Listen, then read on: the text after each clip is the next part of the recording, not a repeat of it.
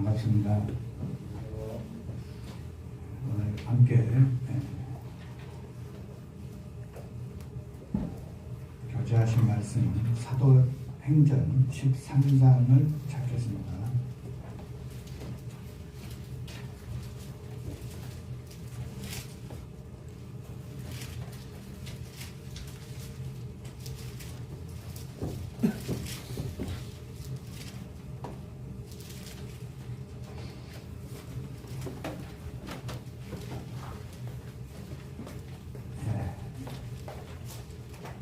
오늘 말씀이 13장 13절로 42절까지 좀 긴 말씀인데요.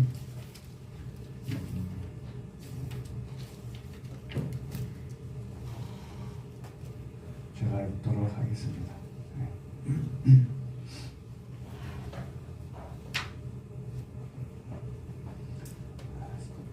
13장 13절. 바울과 및 동행하는 사람들이 바보에서 배 타고 밤빌리아에 있는 버가에 이르니 요한은 저희에게서 떠나 예루살렘으로 돌아가고 저희는 버가로부터 지나 비시디아 안디옥에 이르러 안식일에 회당에 들어가 앉으니라. 율법과 선지자의 글을 읽은 후에 회당장들이 사람을 보내어 물어 가로되 형제들아, 만일 백성을 권할 말이 있거든 말하라 하니 바울이 일어나 손짓하며 말하되 이스라엘 사람들과 및 하나님을 경외하는 사람들아 들으라.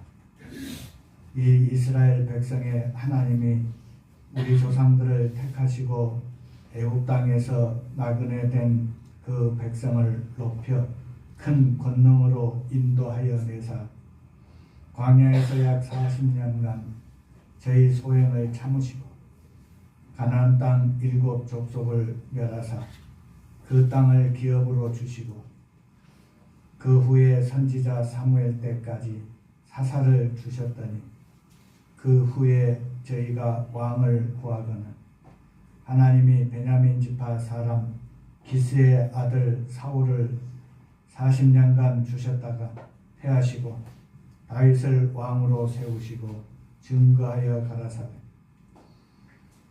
내가 이새의 아들 다윗을 만나니 내 마음에 합한 사람이라 내 뜻을 다 이루게 하리라 하시더니 하나님이 약속하신 대로 이 사람의 씨에서 이스라엘을 위하여 구주를 세우셨으니 곧 예수라. 그 오시는 앞에 요한이 먼저 회개의 세례를 이스라엘 모든 백성에게 전파하니라. 요한이 그 달려갈 길을 마칠 때에 말하되 너희가 나를 누구로 생각하느냐?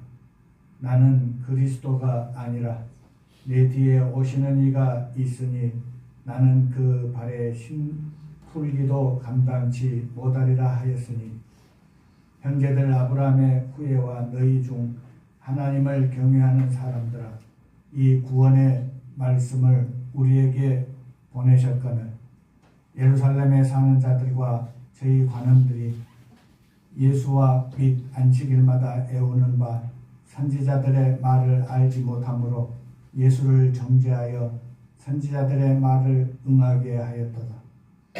죽일 죄를 하나도 찾지 못하였으나 빌라도에게 죽여달라 하였으니 성경에 저를 가리켜 기록한 말씀을 다 응하게 한 것이라. 후에 나무에서 데려다가 무덤에 두었으나 하나님이 죽은 자 가운데서 저를 살리신지라. 갈릴리로부터 예루살렘에 함께 올라간 사람들에게 여러 날 보이셨으니 저희가 이제 백성 앞에 그의 증인이라.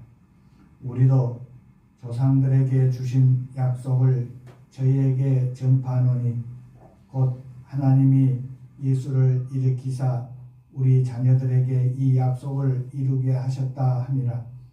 시편 둘째 편에 기록한 바와 같이 너는 내 아들이라 오늘 너를 낳았다 하셨고 또 하나님께서 죽은 자 가운데서 저를 일으키사 다시 썩음을 당하지 않게 하실 것을 가르쳐 가라사대 내가 다윗의 거룩하고 미쁜 은사를 너희에게 주리라 하셨으니 그러므로 또 다른 편에 일렀으되 주의 거룩한 자로 썩음을 당하지 않게 하시리라 하셨느니라. 다윗은 당시에 하나님의 뜻을 쫓아 섬기다가 잠들어 그 조상들과 함께 묻혀 썩음을 당하였으되 하나님의 살리신 이는 썩음을 당하지 아니하였나니 그러므로 형제들아 너희가 알 것은 이 사람을 힘입어 죄사함을 너희에게 전하는 이것이며 또 모세의 율법으로 너희가 의롭다 하심을 얻지 못하던 모든 일에도 이 사람을 힘입어 믿는 자마다 의롭다 하심을 얻는 이것이라. 그런즉 너희는 선지자들로 말씀하신 것이 너희에게 미칠까 삼가라. 일렀으되 보라 멸시하는 사람들아 너희는 놀라고 망하라. 내가 너희 때를 당하여 한 일을 행할 것이니 사람이 너희에게 이를지라도 도무지 믿지 못할 일이라 하였느니라 하니라. 아멘. 좀 긴 말씀을 읽게 되었습니다. 오늘 읽은 이 사도행전의 13장 13절로 41절 이 내용은 바울의 설교입니다.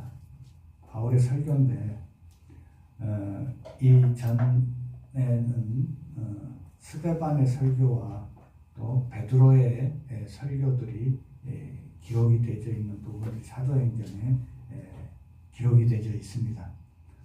대부분 이러한 그 사도들의 행적들을 보게 되어지면은 예수 그리스도의 십자가에 달려 돌아가신 이후에 성경대로 3일 만에 부활하사 많은 사람들에게 보이시고 사도 바울은 이야기하기를 만삭되어지지 않는 가운데 나온 나 같은 사람 이렇게 표현한 부분은 좀 부족하다는 표현입니다. 좀 모자라 스펙이 좀 부족하다는 이야기거든요. 그러나 이 사도행전의 기록은 예수 그리스도의 죽으심과 부활하심으로 말미암아 이 교회가 형성되어지면서 하나님께서는 죄 사함을 받고 거듭나고 거룩함을 입은 성도들에게 동일하게 초대교회에 성령이 임했던 것처럼 우리에게도 그 하나님의 거룩한 영이 임하게 되어진 줄 믿습니다. 그 부활의 영을 힘입고 이제 사도들과 제자들 여러 그 성령을 힘입은 그 주의 사람들을 통해서 하나님의 뜻인 땅 끝까지 세상 끝날까지 복음이 증거되어지는 그러한 일들이 성취되어지는 그런 과정이 이 사도행전에 기록이 되어 있습니다. 그래서 이 행전의 역사라고 붙여질 수도 있고 그 다음에 성령의 역사라고 붙여질 수도 있습니다. 어떤 책을요? 사도행전을 그렇다는 이야기입니다. 근데 그 이후에 이제 성령과 더불어서 사도들에게 거룩함을 입은 백성들에게 찾아온 것이 뭐였냐면은 이제 고난이었습니다. 고난. 이 고난은 필연적으로 하나님께서 허락하여 주셨던 그 하나님의 뜻이었습니다. 왜 그러냐면은 하나님의 그 계획한 모든 계획들을 성취하시기 위해서는 그 고난을 통해서 흩어지게 만들었다라는 이야기입니다. 그러니까 어떻게 보면 현실과 그 주어진 환경을 보게 되어지면은 참 애석한 마음, 좀 고난 속에서 흩어져가는 그런 제자들의 또 성령을 받은 성도들의 그 모습들을 보게 되어지면 안타까움이 찾아올 수 있고 그런 시각으로 볼 수 있지만은 하나님은 그런 일들을 통해서 성령의 능력을 갖게 하신 이후에 그런 많은 사람들을 만방에 흩어지게 하신 것이 하나님의 계획이고 뜻이었다라는 것입니다.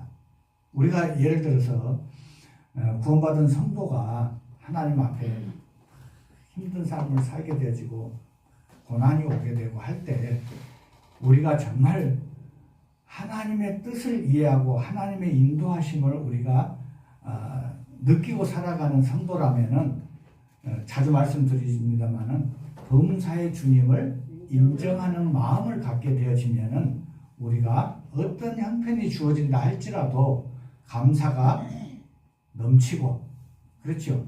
또 주어진 그 환경과 어려움들이 내게는 썩 감사한 마음보다도 불편함들이 느껴질지라도 하나님 앞에 하나님의 손길로 인정하는 마음들이 우리 가운데 믿음을 갖고 살아간다라면은 그 모든 일들이 하나님의 뜻이고 계획이고 하나님의 기뻐하신 일들을 행하기 위한 하나님의 뭐예요? 손길이라는 것입니다.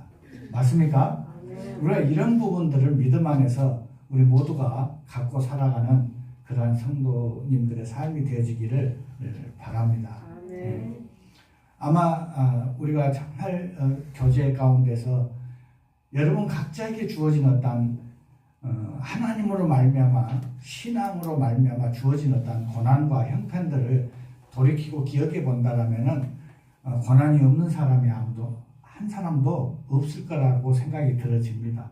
어떤 고난이든지 어떤 어려운 겪기 힘든 형편이든지 간에 다 누구에게나 다 있을 법하다는 것입니다. 그것은 오로지 우리를 증인으로 부르셔서 하나님의 뜻을 성취하기 위해서는 그런 일들을 주신다라는 것입니다. 이 사도행전에 기록되어 있는 그 하나님의 섭리들을 환경들을 보게 되어지면 그 목적이 뭐냐면 그 환난과 그런 어려운 형편들을 통해서 사도시대 사도들 이 사도행전을 통해서 교회의 확장을 허락하시기 위한 하나님의 계획이라는 사실을 우리가 알게 되어진다는 것입니다. 오늘 이 시대도 동일하게 만약에 교회에 어려움이 없는 것보다 교회에 고난과 어려움들이 있는 것이 더 복이라는 사실을 우리가 받아들이고 살아가야 되며 개인적으로도 여러분 각자 모두에게도 그런 환난과 고난과 그런 어려운 형편들을 통해서 우리를 강하게 역사하셔서 하나님의 뜻인 세상 끝날까지 사도행전 마태복음 28장 19, 20절과 사도행전 1장 8절 말씀과 디모데 전서를 보게 되어지면 하나님의 뜻이 모든 사람들이 구원을 받는 것이 하나님의 뜻이고 그 사랑의 본체이신 하나님이 우리를 사랑하셔서 주시는 축복이라는 것을 안다라면 우리는 범사에 감사가 넘치는 그런 신앙이 되어질 줄 믿습니다. 아멘.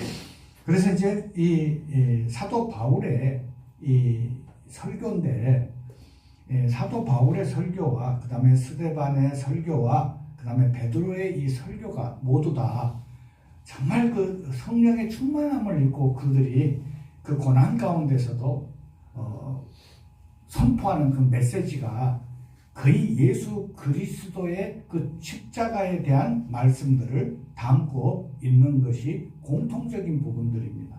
그걸 통해서 이제 모두에게 이 십자가의 도 예수 그리스도 그분을 통해서 모두가 제사함을 받고 영원한 생명을 얻게 하고자 하는 그 중심적인 사상이 그 모두에게 있었다라는 것을 우리는 알 수가 있는 것입니다. 그런 가운데 이제 이 바울 사도의 이 사도행전 13장 읽었던 이 말씀들은 이 사도행전에 이제 흩어져가는 이 제자들의 그 환란을 통해서 복음이 전해지는데 지금 1차 전도가 시작되어지는 그런 가운데서 이 메시지를 선포하고 있는 것입니다. 이제 본문을 좀 읽으면서 설명을 더 드리겠습니다. 우리 13절을 보겠습니다. 13절. 제가 아까 혼자서 긴 장을 저를 읽느라고 힘들었는데 13절 같은 목소리로 한번 읽어보도록 하겠습니다. 시작. 바울과 및 동행하는 사람들이 바보에서 배 타고 밤빌리아에 있는 버가에 이르니 요한은 저희에게서 떠나 예루살렘으로 돌아가고. 사도 바울에게는 동역자들이 많이 있었습니다. 이 동역자는 정말 그 말 그대로 같이, 이 동자가 같이 한다는 뜻입니다. 동역은 사역을 한다는, 일한다는 뜻을 갖고 있습니다. 그럼 동역하면은 같이 무엇을 위해서? 복음을 위해서 일하는 사람들을 동역한다. 이렇게 이야기하고 있습니다. 그러니까 우리가 동역자로 살아가는 삶인가 내가, 아니면은 성경에도 조금 이따 이제 읽겠습니다만은 항상 하나님을 대적하고 복음 전하는 자들을 힘들게 하는 사람이 있는가 하면은 또 그 복음을 받고 또 즐거워하고 기뻐하는 무리들이 항상 있다는 것입니다. 두 부류가 항상 있다는 거예요. 교회 안에서도 마찬가지입니다.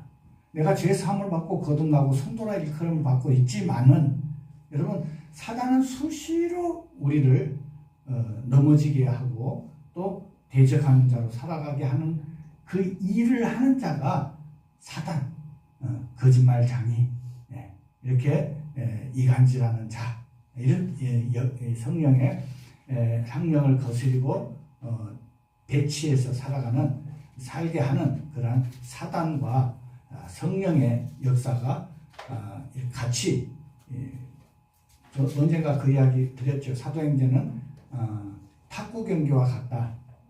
그렇죠? 그 이야기 한번 했죠. 그래서 성령의 역사와 사단의 역사, 이 부분들이 항상 고난을 주는 가운데서도 교회가 붕괴져가는 그 역사가 성령의 역사고 사도행전의 역사라는 것입니다.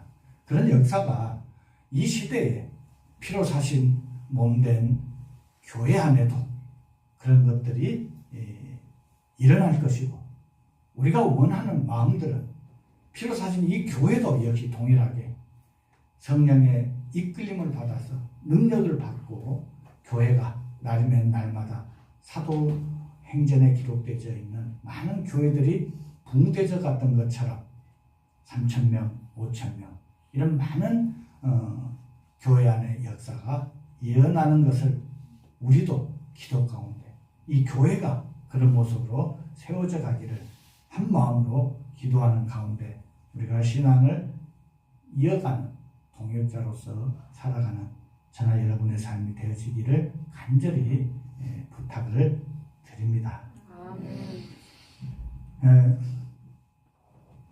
여기 보니까 이제 바울이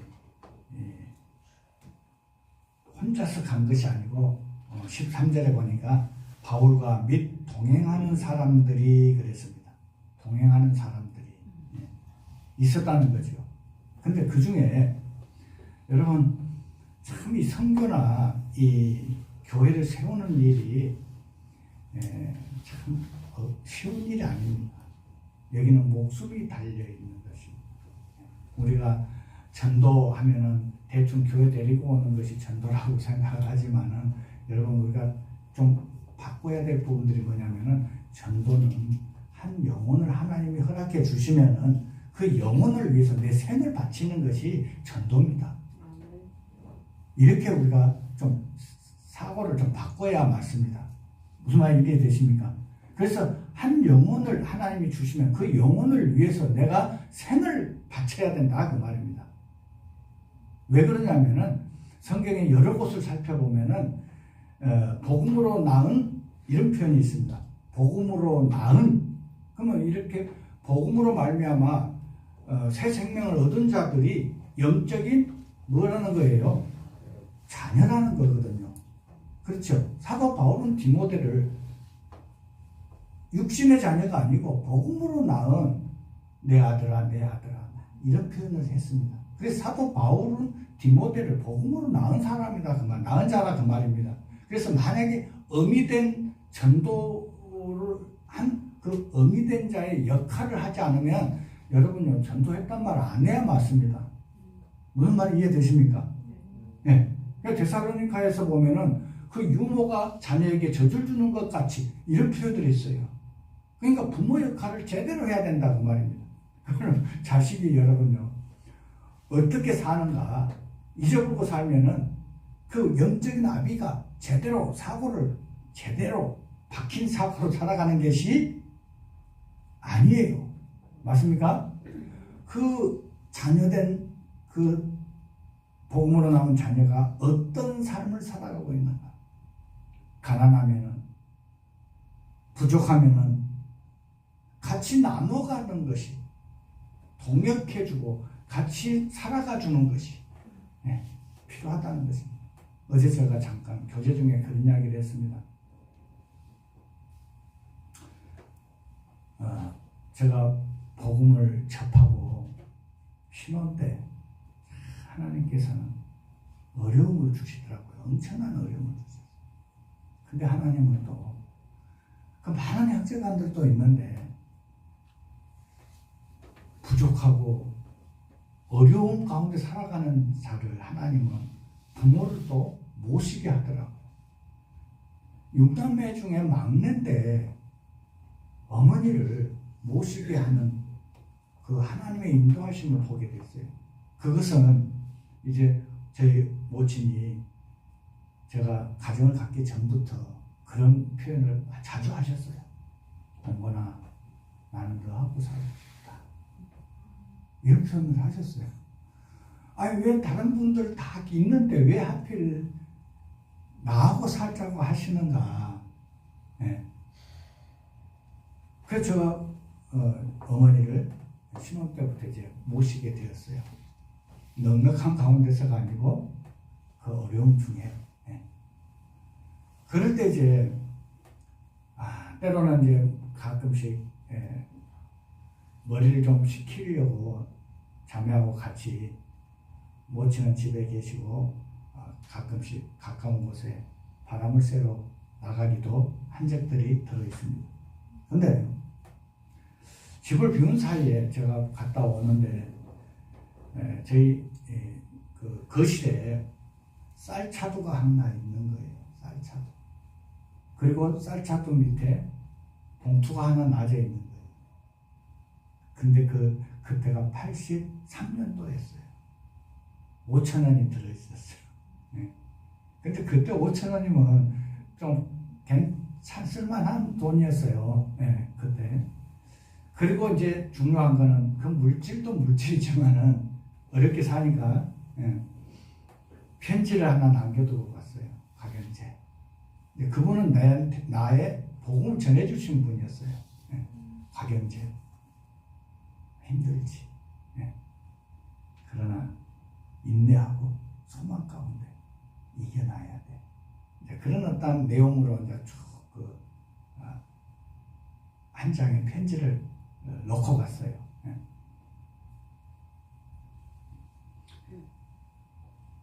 제가 지금 40년 가까이 됐지만 잊을 수가 없는 거예요. 그 내용에서는 엄청난 성령의 어떤 그 능력을 하나님이 주시는 거예요. 저는 뭘 배웠겠습니까? 나도 저렇게 살아가야 되겠구나. 저렇게 살아가면 이런 힘을 받을 수가 있는 거구나. 그걸 이제 하나님은 교육을 한 거예요. 산 교육을 했던 거예요. 예. 그러니까 이제 나의 삶은 정말 영혼을 위해서 죽게 주님을 위해서 살아가는 것이다. 영혼을 위해 하는 것이 교회를 위해서 하는 것이다. 이 정리가 되어지는 것이에요. 그래서 그날 이후로 정말 힘들고 어려울지라도 한 영혼 한 영혼을 내 영적인 자식처럼 그렇게 돌봐주고 살피고 끝까지 뭐처럼 사도 바울과 디모데의 관계처럼 그렇게 살아가는 것이 참 필요하다. 근데 저는 그래서도 요새도 제가 뭐 교단이 중요한 것이 아닙니다. 그렇죠. 흩어져 있는 어디서든지 믿음을 갖고 생활하는 그 형제들을 자매들을 요즘도 제가 전화를 하면은 가까이서 지금 같이 있는 것처럼 그렇게 교제가 되어지는 것을 볼 때 너무 감사가 되어지는 것을 본다는 것입니다. 우리가 사도행전에 주어지는 이런 모든 형편과 기사들을 통해서 그러한 일들을 하며 살아갈 때에 이 교회는 날이면 날마다 초대교회 사도행전에 나타난 교회들처럼 어려움이 오지만은 그런 가운데서도 구원받는 수를 날마다 누가 하나님이 더하시더라. 이런 부분들을 우리가 볼 수 있다라는 것입니다. 이것이 정말 참된 기쁨이 되어지는 것이다. 그렇게 말씀을 드리고 싶습니다. 근데 많은 사람들이 이렇게 바울을 동역하기 위해서 나섰습니다. 나섰는데 13절 후반절에 요한은 그랬습니다. 나가 요한은 같이 읽겠습니다. 거기서부터 시작. 요한은 저희에게서 떠나 예루살렘으로 돌아가고 그랬습니다. 여러분 어떤 말씀 기억납니까? 선교나 정말 이 선교라는 것은 여러분 어디 교회에 있는데 가는 것이 아닙니다. 그 개척 완전히 그 영혼들이 함께 교제할 사람들이 전혀 없는 곳에 교회를 세우는 것이 선교입니다. 무슨 이해되십니까? 여러분 지금 있는데 하고 있는 이 주의 일을 전하는 일은 선교가 아닙니다. 전도나 일반이라고 보면 됩니다. 선교는 교회가 아직 뿌리를 내리지 않는 곳에 교회를 세우는 일입니다. 그것이 우리에게 맡겨진 사명이라는 것입니다. 여러분 그게 쉽겠습니까? 어렵겠죠. 그러다 보니까 출발할 때는 나섰는데 하다 보니까 여러분 여기 보니까 이제 배를 타고 그래서 이 배를 타고 이 배 지금 현재 여기는 구브로라고 하는 섬이 있습니다. 그 구브로라고 하는 섬이 어디냐면 지금 현재 터키에 있는 아시아 7교회 그 지중해 쪽으로 제주도보다 한 2배 정도 큰 섬이 하나 있습니다. 구브로라고 하는. 근데 그 구브로라고 하는 뜻은 뭐냐면은 굴이라는 뜻입니다. 굴이. 아마 굴이라는 지하자원이 많이 매장되어 있는 곳인 것 같아요. 제주도에 한 2~3배 정도 되는, 그러니까 섬이 좀 큰 섬이죠. 거기서 이제 어디로 전도 여행이 1차 전도 여행이 시작되었냐면은 거기서 배를 타고 바보에서 또 그 현재 터키 7교회가 있는 그쪽으로 전도가 계속 이어진다는 것입니다. 그게 쉽겠습니까? 요즘처럼 아주 배가 아주 모든 것이 갖춰지고 아주 대형 선박이고 한다라면은 괜찮겠죠. 근데 배를 타고 움직이는데 마음이 여러 가지로 갈등이 생기는 사람들이 있겠죠. 그 중에 한 사람이 요한이라고 하는 사람이 같이 동행을 끝까지 하지 않냐고 어때요? 중간에 그는 출발했던 예루살렘으로 고향으로 다시 어쨌다는 거예요. 돌아갔다는 거예요. 우리 뭔 생각이 어떤 말씀 생각이 나십니까? 대만은 세상을 사랑해서. 그렇죠? 네. 어디로 갔다 그랬어요? 나를 버리고 데살로니카로 갔고 그랬습니다. 이 나를 버렸다는 것은 정말 끝까지 도와야 될 그 사도 바울의 그 고난에 끝까지 동참할 수가 없었다는 것입니다. 중간에 어쨌다는 거예요. 중간에 돌아갔다는 거예요. 예. 우리 가운데도 혹간에 그런 마음들이 있어서는 안 되겠죠. 혹 있을지라도 소망을 가지고 인내하며 다시 오실 주님을 만날 그 신부된 교회가 신랑된 그리스도를 맞이할 그 영광 가운데 만날 그 주님을 생각한다면은 우리가 신앙을 포기하거나 돌아서거나 내 고향으로 다시 간다거나 그런 일이 있겠습니까? 있어서 안 되겠죠. 저는 98년도에 정동 고향을 떠나 지금까지 대한민국을 여러분 제주도에서 충주라면은 여러분 그 김포는 아니지만은 거의 8도를 이렇게 정동 고향을 떠나서 하나님의 인도하심을 따라서 때로는 다시 챙겨서 그 고향을 가고 싶은 마음도 있을 수도 있겠지만 하나님의 인도하심 속에 내 중심의 주인은 내가 아니고 하나님이시고 부활의 영이신 성령의 인도를 따라서 살아가는 삶이기 때문에 어려움이 온다 할지라도 여러분 우리가 세상에 살 때 보면은 힘들 때 어떻게 살아요? 힘들 때 일을 어떻게 살아요? 악물고 살아가잖아요. 그렇죠? 예. 그런 마음을 하나님이 주신 자가 살아갈 수 있다. 이게 큰 은혜다. 이런 생각들을 하곤 합니다. 그러나 이 요한은 정말 안타까운 생각이 들어집니다. 우리 모두가 함께 동역하고 함께 소망의 땅을 바라보면서 다시 오실 주님을 고대하며 살아가는 우리의 삶은 여러분요 한 지붕 아래 그렇지요? 한 지붕 아래 있는 한 솥단지 밥을 먹는 그래 안 그래요? 그렇죠? 우리는 형제 자매 끝까지 복음을 위해서 동역해 나가는 정말 동역자로서의 삶을 살아가야 된다. 그래서 이 누가복음 23장 24장을 보게 되어지면은 요한복음에도 계속적인 그 말씀들을 하셨습니다. 나는 이 땅에 죽으러 왔다. 누가? 예수님이 그렇게 쭉 말씀하셨습니다. 나는 조금 있으면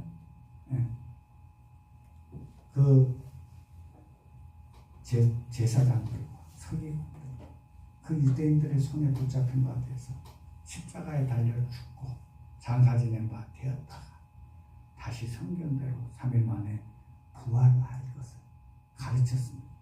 근데 정작 제자들은 귀가 닦지가 않도록 들었어요. 그래요? 그렇지 안 그래요? 그렇죠? 만약에 그래 하였는데 예수님이 십자가에 달려 돌아가시고 무덤에 장사 지낸 바 되어 버리니까 이 제자들의 모습은 어떤 모습으로 바뀌었어요? 제자들의 모습들 요한 같아요. 요한. 그렇죠? 네. 그때 제자들은 어떻게 해요? 야 우리가 하던 일 고기 잡는 일 고기 잡으러 가자. 그리고 이렇게 주도를 했죠. 그런 제자들이 있었죠. 있죠. 예, 예. 그리고 어떤 자들은 이 엠마오로 가는 그 발걸음이 이제 그들에게는 절망 가운데 예수 그리스도의 죽으심이 이제 절망과 낭망으로 살아갈 수밖에 없는 그런 믿음 없는 소치로 그들의 그 모습들이 우리는 보게 되어졌다 그 말입니다. 만약 우리는 많은 여기 기록된 내용들 보게 되면 율법과 선지자의 글을 읽은 후에 15절에 보면 이런 내용이 있습니다.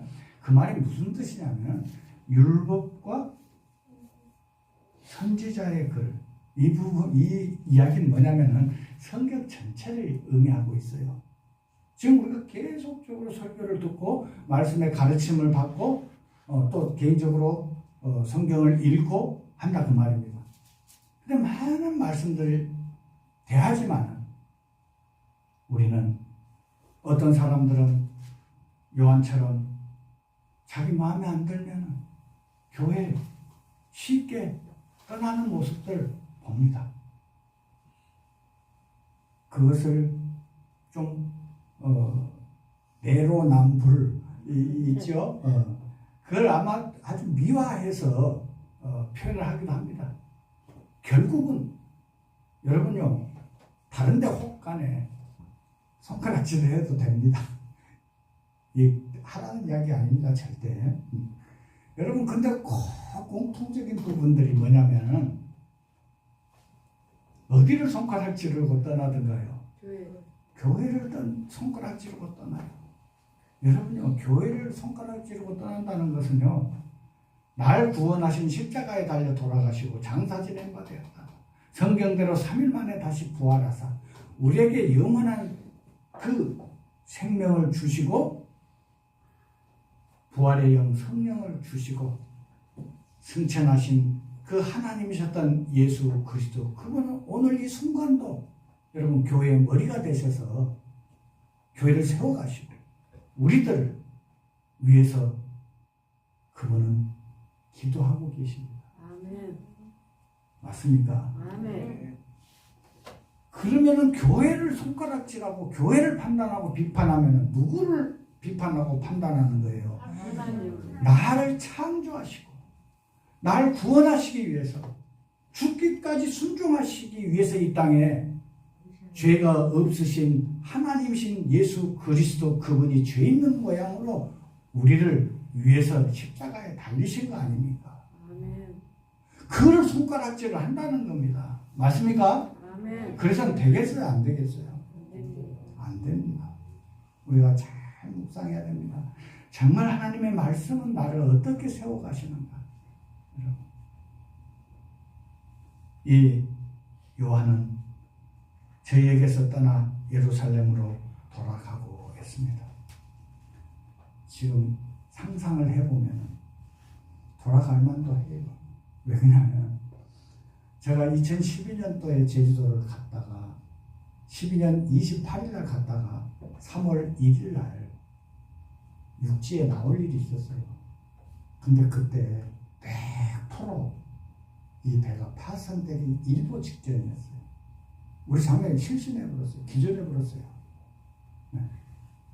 그 푸른 아래라고 하는 이 배가 여러분 아시죠? 타보신 분들도 계실 거예요.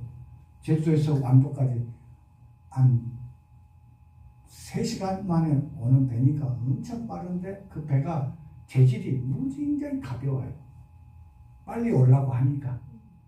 근데 그 배가 시속 60km, 70km까지 가는 거예요. 근데 그날 풍랑주의보가 내렸는데 예약 손님이 한 7, 800명 되는 거예요. 그러니까 이 출항을 한다는 거예요. 그래서 우리 아들놈, 둘째놈, 성도가 네 비행기로 가지 말고 배로 어머니랑 아버지랑 나랑 같이 그 배를 타고 육지를 좀 가자. 그랬어요. 근데 이 순종파예요. 바로 그 티켓 갖다 주고 취소하고 그 배를 같이 탄 거예요. 하나님이 우리 가족을 살리시더라고요. 왜 그러냐면요. 그 상황을 모르면은 여러분 풍랑주의보가 내리면은 파고가 3m 이상 될 때 2.5m, 3m 되면 이게 주의보가 내려요. 근데 3m, 4m 한 것 같아요. 시동이 꺼져본 거예요. 그 배가 가다가 전기가 나가보는 거예요. 아마 요새나 되니까 그렇지. 아마 이때에 이 구부로에서 그 터키 쪽으로 1차 전도 여행을 할 때 지금 현재 이 아시아, 소아시아 7교회가 세워지는 과정들인 거예요. 그 전도하는 부분들이 얼마나 힘들었을까. 갈만도 하다. 집에. 여러분, 수영 못하고 한 분들은, 저같이 수영 못하고 한 분들은요, 물만 보면 무서워해. 무서워라 그래요. 예, 물만 보면 무서워. 그러니까 수영을 아예 물을 가까이 하고 물을 좋아해야 뭣도 배워요? 수영도 배우는 거예요. 예. 그러니까 저 같은 사람은 아마 겁 많은 사람은 고향으로 돌아간다는 거죠. 요한처럼. 여러분, 우리는 나를 위해서 생명을 들이신 하나님이셨던 예수 그리스도, 그분은 나를 살리려, 나에게 영원한 생명을 주시려고 그분은 십자가에 달려 돌아가셨을 뿐만 아니라 장사 지낸 바 되었다가 다시 우리에게 새로운 생명을 주시기 위해 부활하셨다는 거예요. 그래서 우리는 신앙은 어디서부터 시작하냐? 죽음부터 시작해요. 누구와 함께 죽어야 되냐? 예수 그리스도와 함께 죽었을 때에 우리는 부활의 새 생명을 갖고 영원한 생명을 갖고 소망 가운데 살아가는데, 이 자체가 구원받은 자가 살아가는 신앙의 시작이라는 거예요. 아멘. 그랬을 때 여러분, 신앙은 누가 하는 거예요? 내가 하는 거예요? 주님이 하는 거예요. 네. 이제 이전에는 내가 주인이었어요. 마귀가 주인이었어요. 그러나 이제는 나의 주인은 바뀌었어요. 뭘로 바뀌었어요? 내가 주인이었지만, 내가 왕의 자리에 앉았었지만, 이제는 그 창조주 되시고 만왕의 왕이 되시고 만주의 주가 되시는 그 예수 그리스도, 그분이 우리 생에, 우리의 심령에 좌정하시고, 그분이 주인이시고, 그분이 일을 시작하셨고 진행하시고 마치실 것이다. 아멘. 여러분, 신앙은 내가 하면은 힘들어요. 아멘. 맞습니까? 아멘. 하나님이 하신다는 거죠. 그러면 우리는 신앙은 맡기는 겁니다. 아멘. 그분이 하도록. 맞습니까? 아멘. 이게 조금이었던 그 생각을 또 해보면은, 에이, 무슨 우리가 해야지, 이럴 수 있어요. 그러나 우리는 그리스도와 함께 죽고, 이제는 그가 부활의 영으로, 부활의 성령의 그 열매로 우리에게 일하시게 하신다고 말입니다. 그래서 성령의 인도하심 속에 살아가는 자는 신앙이 두렵거나 힘들거나 어려운 게 아니고 어쩌더라? 쉽더라. 맞습니까? 아멘. 여러분, 우리의 신앙이 부활의 생명으로 살아가는 부활 신앙이 되어야 맞다고 말입니다. 아멘. 그러면 이제 결국에 우리가 요한계시록에 나오는 그 생명의 면류관, 그 영광의 면류관을 우리가 받을 이유가 없어요. 누가 받아야 돼요? 그 12, 12, 24 장로들도 그 면류관을 벗어서 다시 어린 양 예수 그리스도에게 주시더라고 말입니다. 그 의미가 뭐겠습니까? 내가 받을 상은 하나님께서 심판하실 때 상도 주시는 분이에요. 그러나 그 상을 내가 받는 것이 아니고 주님이 받아야 맞다. 이것이 우리 가운데 정리가 돼야 되지 않을까 하는 생각이 들어집니다. 오늘 이제 다 하면은 시간이 다 시간 안에 해질는지 이제 모르겠습니다만은 하는 대로 이제 또 해보겠습니다. 그래서 분명하게 우리가 알아야 될 부분들이, 오늘 제목이 뭐예요? 오늘 제목이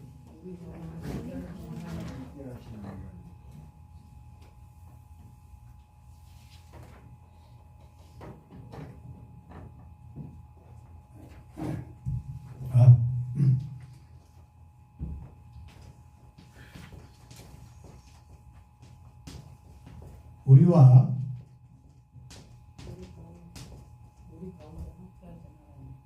우리 가운데 우리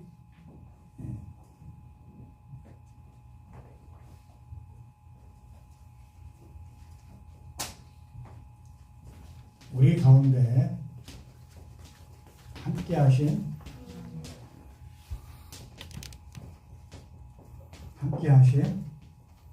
하나님, 아무리 생각해 봐도 나와 함께 하신 하나님, 그분이 오늘까지 2022년 4월 3일 이날 아침까지 그분이 살아계셔서 내 가운데 일하시고 계시다는 것을 느끼며 살아가는 분들은 정말 충만해질 수 있습니다. 그렇죠? 네. 그래서 오늘 이제 이 사도 바울이 설명했던 이 설교 중에서 첫째, 그 하나님이 우리를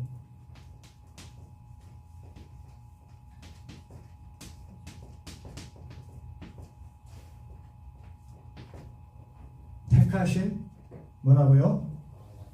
우리를 택하신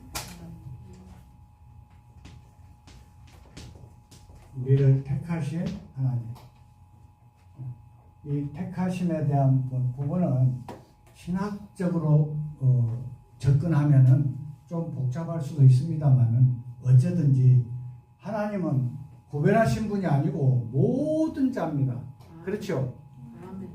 어떤 예정론과 이런 부분들 신학적으로 들어가면 좀 복잡해요. 그러나 하나님은 세상에 누구 할 것 없이 모든 사람을 사랑한다는 거죠. 그렇죠? 네. 그 중에 하나님의 이 복음과 구원함과 이 하나님의 이 말씀을 받아들이는 사람은 그 모든 사람 중에 어떤 사람? 택함을 받은 사람들이다. 나를 구원하시고 나를 택하신 하나님. 맞죠? 네. 그래서 이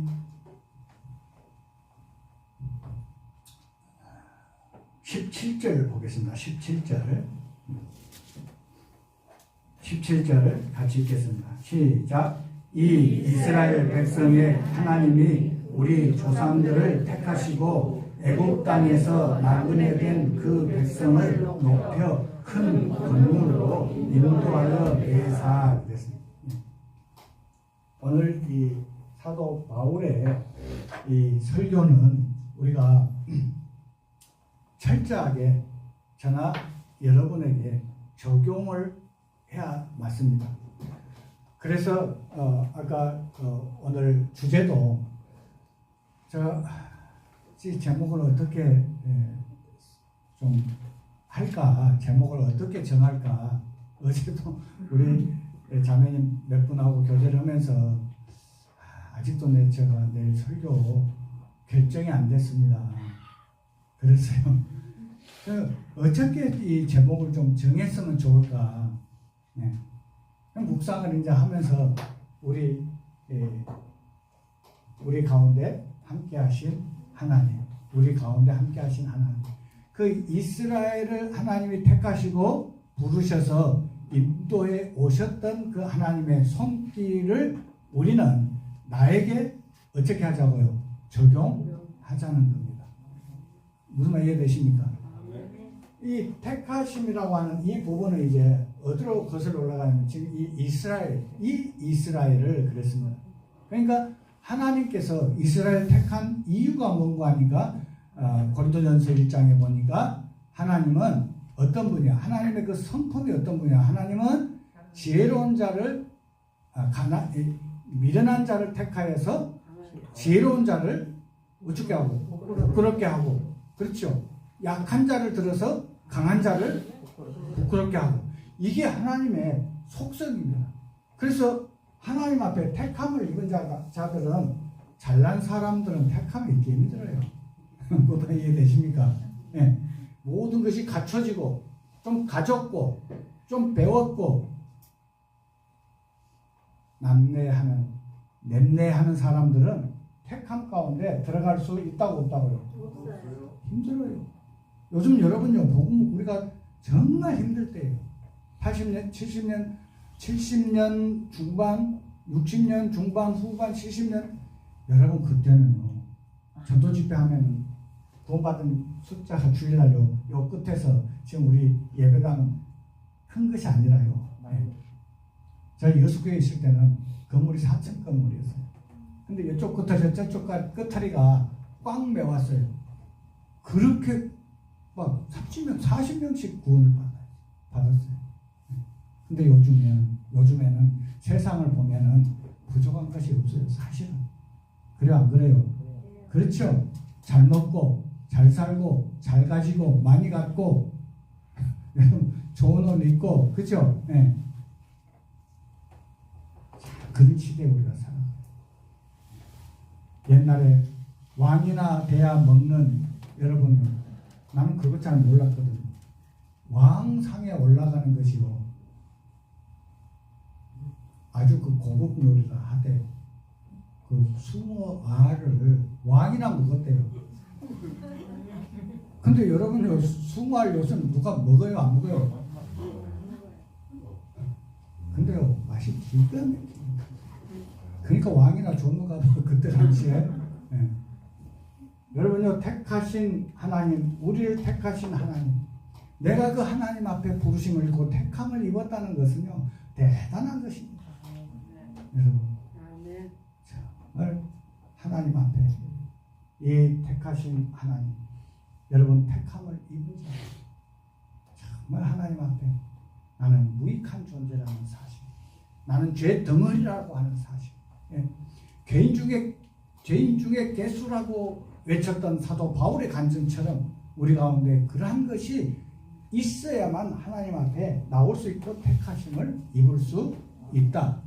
여러분, 그렇지 않으면은요, 이후에도 여러분요, 우리는 이것이 계속 주님 앞에 설 때까지 지속되어질 줄 압니다. 아멘. 그런 복이 우리 모두에게 임하여지기를 바랍니다. 예. 좀 힘들고 어려울 때는 하나님 앞에 무릎 꿇지만은 잘 되고 정말 일사천리로 어쩌고 잘 되면은 여러분 절대 교만해지면 안 됩니다. 교만은 누가 붙여야 될 사단에게 붙여지는 그 호예요. 교만이라고 하는 것은.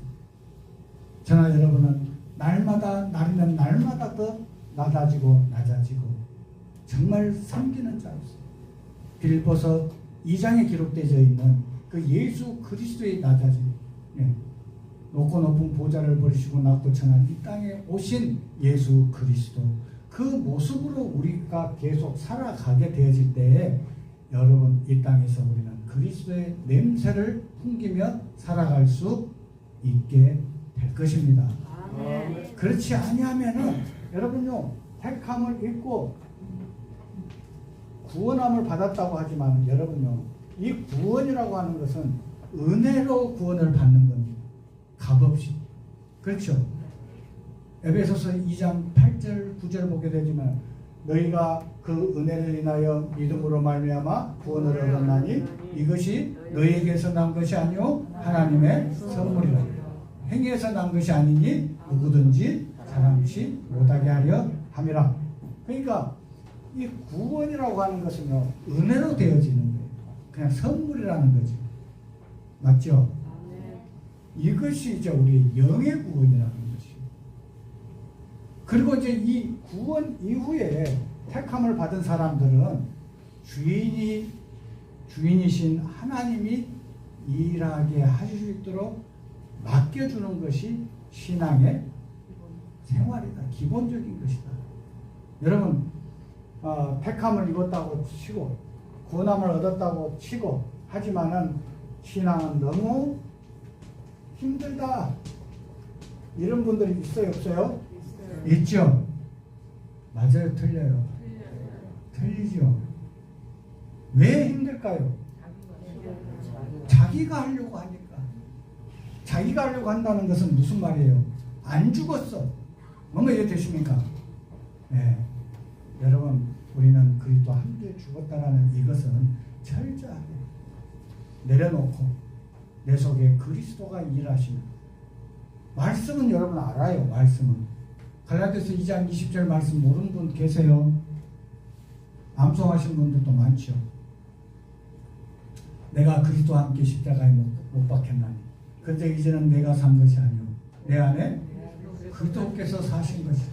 이제 내가 육체 가운데 사는 것은 나를 사랑하사 나를 위하여 자기 몸을 버리신 하나님의 아들을 믿는 그 예수 그리스도를 믿는 믿음 안에서 사는 것이다. 그러니까 힘들단 말이 들어가야 돼. 그렇죠? 그래 안 그래요? 안 힘들어요. 죽음이 올지라도 나에게 죽음이 온다 할지라도 영원한 생명, 이 구원함이 여러분 심령 가운데 머리로 하는 것이 아니고 마음으로 믿어져서 지금 신앙 안에 교회 안에 있는 분들이라면은 여러분 힘든 것이 아니라 죽음이 와도 환난이 와도 고통이 와도 주님께서 나에게 주신 그 부활의 영, 이 영원한 생명으로 이겨나가는 저나 여러분의 신앙 생활이 되어지기를 간절히 바라는 것입니다. 그래서 택하신 하나님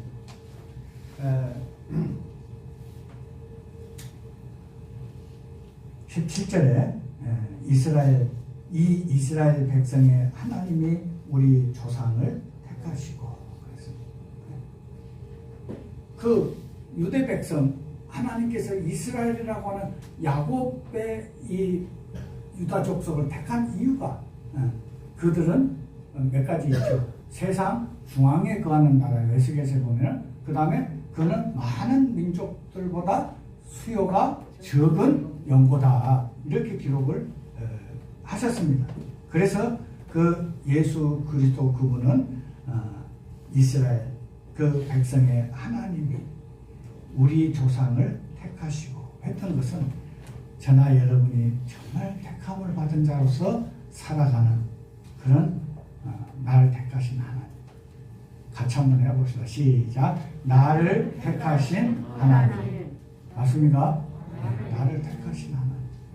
두 번째는 17절에 애굽 땅에서 나그네된 그 백성을 높여 그랬습니다. 나를 높이신 하나님. 두 번째는 어떤 하나님이라고요? 나를 높이신 하나님. 어떻게 높이셨어요? 우리가 정말 버려졌던 버림받은 돌들이에요. 사실은. 그러나 하나님께서 우리를 하나님의 나라요. 그렇죠. 왕같은 제사장이요. 엄청난 우리를 높이셨어요. 내가 잘해서 높임을 받은 거예요? 아니에요. 하나님이 나를 높여주신 거예요. 이 세상에서는 많은 사람들이 외모로 그 사람들을 판단하고 평가하지만 하나님 앞에 나는 어떤 사람으로 살아가느냐. 이 복음성가를 부르면요 눈물이 나요. 이 세상 사람 날 어째도 몰라줘도 이 세상 사람 날 몰라줘도 누가 알아요? 누가 알아줘요? 하나님 그분이 나를 알아줘요. 하나님 그분이 나를 부르셔서 택하시고 나에게 또 높임을 주셨다는 말입니다. 그거 맞습니까? 그거 맞습니까? 사람들은 나를 무시하고 의심여기지만 왜? 가진 것도 없고 배운 것도 없고 하지만은 나를 높이신 하나님, 그 하나님이 나를 높이신 하나님이 여러분을 높이셨어요. 뭘로? 왕같은 제사장. 그래서 그 하나님이 나를 구원하신 나의 영혼의 뭐가 됐어요? 아버지가 된 거예요. 오늘 제가 자매하고 찬송을 좀 하고 싶었어요.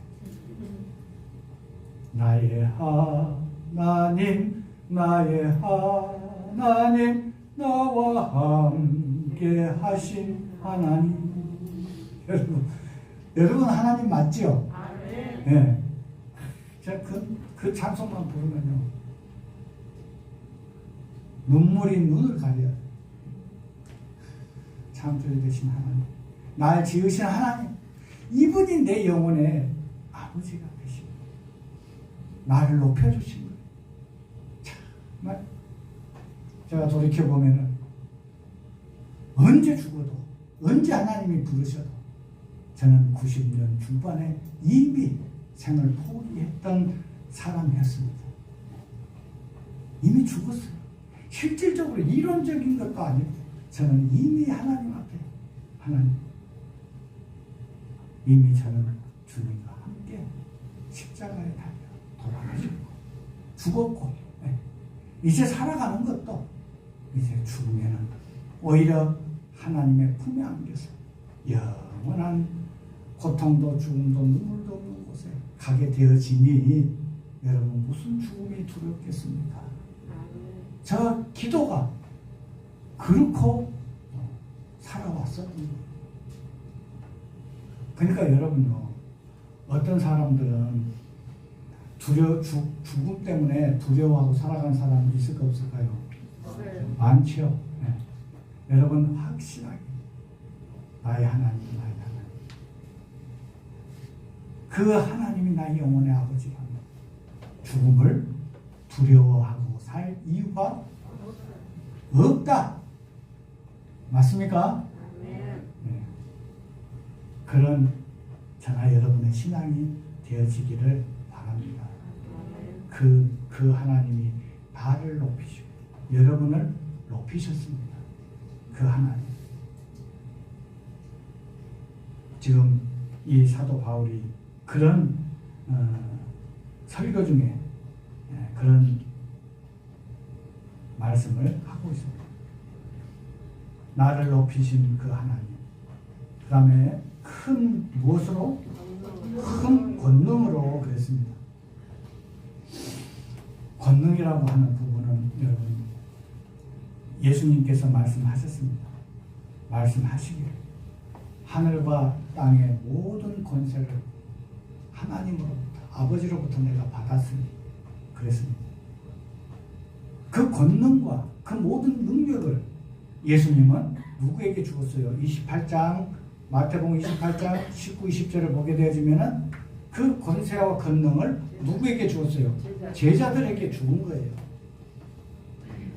그 제자들에게 하신 말씀이 오늘 이 시대에 거룩함을 입은 부름을 받은 택함을 받은 높임을 받은 저나 여러분에게 주신 것인 줄 믿습니다. 그 권능의 하나님, 권능을 주신 하나님. 그래서 여러분 속에 계신 하나님을 확실하게, 부활의 영을 확실하게 믿는 믿음으로 살아간다면은 저에게 여러분에게 능치 못한 일이 없다. 이걸 믿습니까? 나에게는 능치 못한 일이 없다. 같이 한번 해봅시다. 시작. 나에게는 능치 못한 일이 없다. 왜 그래요? 내 속에 계신 그분이 능력을 갖고 계시기 때문에 그렇다고 말입니다. 네. 여러분, 이 악한 자 마귀 지금 이 시대도 그 악한 영이 들어서 그 악한 영의 인도대로 살아가는 그 불쌍한 영혼들이 있어요. 그걸 한마디로 어떤 사람이라 그래요? 악귀 들린, 귀신 들린 사람들이 있어요. 어떤 우리가 질병이 올 때 어떤 그 바이러스나 이런 세균에 의해서 병이 올 수 있지만은 여러분 악한 자 마귀 사단이 주는 것도 있어요. 너무 이해되십니까? 여러분 귀신 들린 자 보셨어요? 한 번도 안 봤어요? 보신 분들이 있어요? 그 귀신 들린 영혼을 병이 있어요? 치유하는데? 뭘로 치유를 해야 돼요? 네? 예수 이름으로. 예수 이름으로. 성경대로 우리에게 주신 하나님의 능력을 가진 자라면은 그 나의 이름이 아니라 여러분 큰 소리로 외친다고 귀신이 나가요? 어디 이름 앞에? 예수 이름 앞에. 그 악한 자 귀신은 물러갈 줄 믿습니다. 아멘. 여러분 그 믿음이 있을 때 마귀도 쫓아낼 수 있는 것입니다. 맞습니까? 아멘. 귀신론에 대해서는 제가 책을 쓰나 해도 쓰겠어요. 매일 아침마다 그 더러운 귀신들인 그 영혼을 위해서 출근을 그 집으로 했던 적이 있어요. 매일같이 누구와 함께? 성도들과 함께. 그들은 복음의 동역자들이었어요. 함께 일하는 자들이었어요. 바울과 및 동행하는 사람들이 있었던 것처럼. 그러니까 함께 합심해서 기도하고 참송하고 예수 이름으로 명하노니 악한 자 마귀 물러가라. 예수 이름 앞에 그 악한 자 마귀가 치유를 받더라 그 말입니다. 그것이 오늘 읽은 이 말씀 중에 큰 권능으로 그랬습니다. 여러분 나와 함께 하신 살아계신 부활의 영 그 하나님은 나에게 권능의 뭐라고요? 권능의 하나님이십니다. 첫째 나를 택하신 하나님, 두 번째 나를 높이신 하나님, 세 번째 나에게 권능으로 함께 하신 하나님. 그 다음에 이제 세 번째는 나를 여러분을 인도하시는 하나님. 오늘 여기까지만 이제 부수적인 좀 설명을 드리고 오늘 여기까지만 말씀을 드리겠습니다. 하나님 나의 가운데 함께 하신 하나님. 마지막이 아니고 제가 이어서 또 말씀을 드리도록 하겠습니다. 나와 나의 가운데 함께 하신 하나님. 오늘 우리 가운데 함께 하신 하나님. 우리라고 하는 이 부분은 여러분 복수형이잖아요. 그렇죠? 우리라는 것은 나 말고 여럿이. 근데 하나님 말씀은 누구가 받아야 돼요? 내가 받아야 돼요. 네. 그러니까 오늘 주제는 우리 가운데 함께 하신 하나님이시지만은 나와 함께 하신 하나님.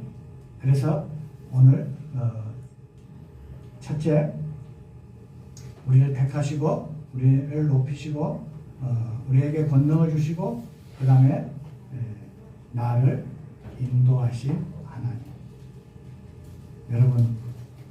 여러분을 인도해 가시는 하나님이 여러분 가운데 살아계신 것을 믿습니까? 아멘. 그분이 나를 인도하신다라는 때로는 이스라엘 백성들이 아까 읽는 말씀 중에서 450년간이라는 이 가로 안에 있는 글이 있습니다. 그 백성들을 그렇게 인도하셨던 하나님, 나를 이 아침 22년도에 4월 3일 주일날 아침 이 순간까지 우리를 여러분 각자를 나를 인도하신 하나님. 그 하나님이 누굽니까? 그 하나님 여러분 함께 하시는 것을 믿습니까? 아멘. 네. 이러한 우리 마음 가운데 성경을 통해서 확신 가운데 살아갈 때 여러분 삶 속에서는 하나님의 살아계심이 드러나게 되어질 줄 믿습니다. 아멘. 그분이 지난날 나를 어떻게 인도해 오셨는가 돌이켜보면 정말 그분은 모든 필요를 아신 분이었습니다. 모든 필요를 아십니다. 나에게 무엇이 필요한가를 그분은 다 아셨어요. 왜? 그분은 나를 지으신 분이고 만드신 분이기 때문에 나의 생각과 나의 모든 것들을 안고 일어섬도 모든 것을 아시는 하나님. 우리는 때로는 장깨를 부리고 또 하나님을 속이려고 하지만 어리석은 생각이었다는 사실을 우리는 깨닫고 하나님 앞에 회개 자복한 그런 일들도 있어야 됩니다.